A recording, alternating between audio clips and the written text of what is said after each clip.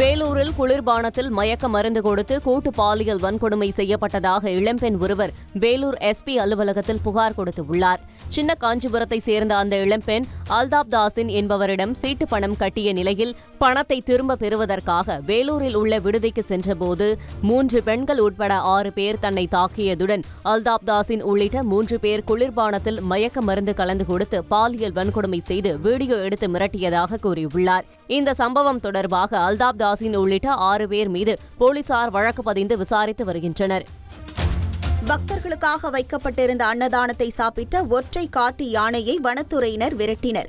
மேற்கு தொடர்ச்சி மலை அடிவாரத்தில் அமைந்துள்ள வெள்ளையங்கிரி ஆண்டவர் கோவிலில் பக்தர்களுக்காக வைக்கப்பட்டிருந்த அன்னதானத்தை உணவு தேடி வந்த ஒற்றை காட்டு யானை சாப்பிட்டதால் பதற்றம் ஏற்பட்டது.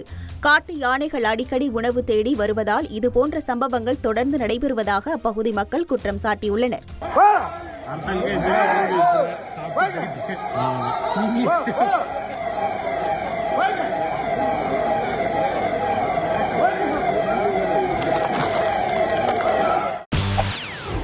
செய்திகளை உடனுக்குடன் தெரிந்து கொள்ள உடனே சப்ஸ்கிரைப் பண்ணுங்க.